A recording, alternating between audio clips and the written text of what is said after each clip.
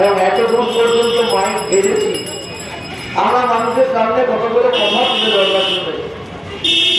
এত পুলিশ কেন, এত র্যাব কেন আমাদের জানা বোঝার মধ্যে নেই। যদি আমরা মনে করতাম, হ্যাঁ আমরা মনে করছি এই স্মার্ট মিটার করতে আমরা বাধা দেব। আমরা স্মার্ট মিটার বসানোর জন্য যদি আমাদের বাড়িতে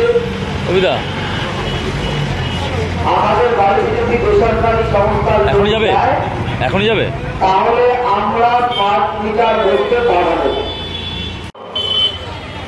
বাড়িতে কারেন্ট নেওয়ার জন্য, কারেন্টের লাইন নেওয়ার জন্য চুক্তিবদ্ধ হন, তখন আপনার মিটার খারাপ না হলে পারে যখন তখন এসে মিটার পরিবর্তন করে দিতে বিদ্যুৎ কোম্পানি পারে না। ফলে আপনার সঙ্গে চুক্তি নেই, আপনার পরিবর্তন করে দিতে হবে।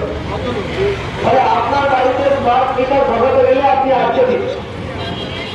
আর স্মার্ট মিটার নিয়ে প্রচুর গল্প হচ্ছে। সাধারণ মানুষজন এখন ভাবছেন যে বামপন্থী রায় আমরাই মাইকে বলছি। মুশকিল হয়ে গেছে এই আটপুর জগতের ভাটপাড়ায় তৃণমূলের মিটিং মানেই হচ্ছে এমপির সঙ্গে এমএলএ ঝগড়া। আটপুর ভাটপাড়াতে এমপি আর এমএলএ এরা ঠিক করে দিতে পারছে না যে কে ঠিকঠাক করে কথা বলছে। বকরা নিয়ে, তোলাবাজির টাকা নিয়ে এমপি আর এমএলএ এর মধ্যে মাটি, কে তাকে প্রোটিন মুরগি বলছে, কে তাকে ডিভোর্সি নেতা বলছে, এসব চলছে এদের মধ্যে। আর আমরা যখন যখন মিটিং করছি, মিছিল করছি, আমরা জনগণের দাবি নিয়ে আপনাদের সামনে উপস্থিতার কথা বলছি, জনবিরোধী নীতির কথা বলছি।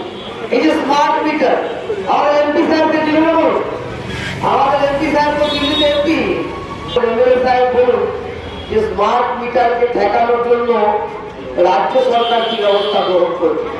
পশ্চিমবাংলার মুখ্যমন্ত্রী মমতা বন্দ্যোপাধ্যায় নিজেকে বিজেপি বিরোধী লড়াইয়ের মূল হিসাবে তুলে ধরছে। বিজেপির সঙ্গে লড়তে গেলে নাকি উনি লড়তে পারেন, তাহলে স্মার্ট মিটারের বিরুদ্ধে উনি কেন বলছেন না?